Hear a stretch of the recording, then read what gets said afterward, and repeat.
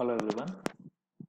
In the earlier segments of gradually varied flow, we saw the equation for gradually varied flow, and the equation for gradually varied flow dy by dx equals to sb minus sc divided by 1 minus Froude's number square, and we saw how to calculate the value of sc.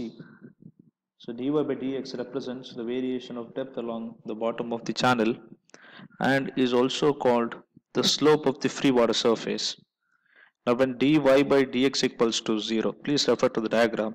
When dy by dx equals to 0, y is constant. It says y is constant. Whenever y is constant, then only dy by dx can be equals to 0. Or the extended meaning is depth of water above the bottom of the channel is constant. It means that free water surface is parallel to the channel bed. Now we'll also see two more conditions. The first one was dy by dx equals to 0, y is constant if dy by dx is more than 0, greater than 0. Or to say dy by dx is positive, it indicates that the depth of water increases in the direction of flow and the profile of water so obtained is called back water curve. It's a special case. If dy by dx is greater than 0, so y increases, depth of flow increases, depth of water increases in the direction of flow. The other condition, if dy by dx is less than 0, or the so-called dy by dx, the slope of free water surface, if it is negative, it indicates that the depth of water decreases in the direction of flow. The profile of water so obtained is known as drop-down curve.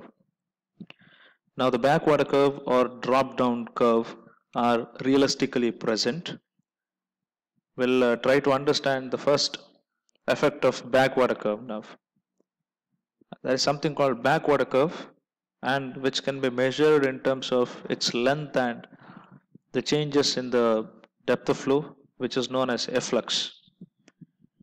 Now in an open channel, when the flow is uniform, the flow has constant depth at all the section and the surface of free water lies parallel to the bed of the channel. But when an obstructions like a dam, weir, or any other impounding structures are introduced, or they comes across the channel width of the water level rises and it has maximum depth from the bed at some section. So there are three diagrams which are given here. I refer to the first one. So the level, the free water surface and the bottom bed are almost parallel. But whenever you introduce a dam or an impounding structure or a control structure, the water level rises near the impounding structure and it is no longer parallel to the bed. Whenever you have bridge, structures like bridge, the normal condition says you have this line representing the water level, but whenever you introduce a control structure such as a bridge, you will have a certain amount of rise in water level, and that is known as backwater. And the backwater has a nature where y increases rapidly or y increases, and dy by dx is positive here. Y x direction and y increases and it gets a maximum value. Now the difference of the depths somewhere here, if I consider this as y1 and here it as y2. Now if you take y2 minus y1 and y2, if you take y2 minus y1, that is called efflux. And for a dam, for an upstream side of a dam, you have a fixed length which is always associated with this phenomenon of rising of water level, and that length is known as length of backwater curve. Okay, so the length of backwater curve is the distance along the bed of the channel between the section where water starts rising to the section and where water has maximum depth. So y1 is the point where water just starts rising its height or the depth, and y2 is a point somewhere here where it has the maximum rise in the level, and the length between these two heights or the depth is called the length of backwater curve, and we'll try to quantify that length. So the length of backwater curve can be calculated by using this diagram. The diagram is very simple, which is almost the replica of whatever the diagram which we have seen in the earlier segment.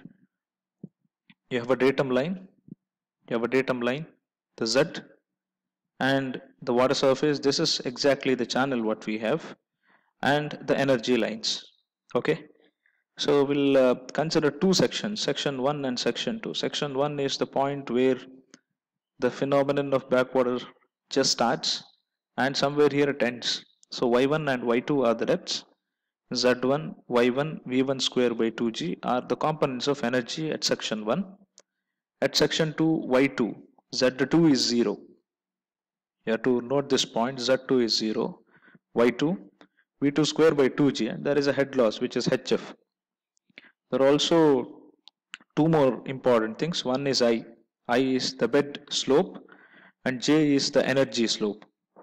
Now there are two right angle triangles. One is somewhere here. This is one right angle triangle. You have L and I as the quantities, and by which you can also calculate Z1. Now there is one more right angle triangle here which consists of J, and this is L and this is HF. So first we'll try to write the equations for energy at these two sections, and that is Z1 plus Y1 plus V1 square by 2G equals to Y2 plus V2 square by 2G plus HF. There is no Z term on the right hand side because Z2 is 0, where HF is loss of head due to the friction. Now HF can be calculated by considering this right angle triangle. HF is SE into L. What is SE? SE is the slope. J is tan J, which is equals to J, and that is SE. SE into L is HF, and somewhere here Z1 is equals to SB into L. Okay, so we substitute HF as SE into L and Z1 as SB into L. So the next step, we have substituted the values of HF and Z1. So I'll take this SE into L to the other side. So SB into L minus SE into L equals to Y2 plus V2 square by 2G minus Y1 plus V1 square by 2G. Now Y2 plus V2 square by 2G is a specific energy at section 2. Y1 plus V1 square by 2G is also a component of a specific energy at section 1. And on the left hand side you have L. L is length of backwater curve, which is common. You can take it as a common factor. In the next step, L into SB minus SE equals to E2 minus E1, or L can be calculated as E2 minus E1, the specific energies, divided by the slope components, SB minus SE, SB minus SE. So where E1 and E2 represent the specific energies at the beginning and at the end of backwater, or at section 1, 1 and section 2, 2. The values of the value of SE, SE is slope of energy line, is determined by Manning's formula or Chezy's formula corresponding to flow conditions at mean or average depth of flow. This is how we can calculate the length of backwater curve, and the other quantity, which is known as efflux, is equals to Y2 minus Y1. L is expressed in meters, and even efflux, it is the difference in the heights, which is also expressed in terms of meters.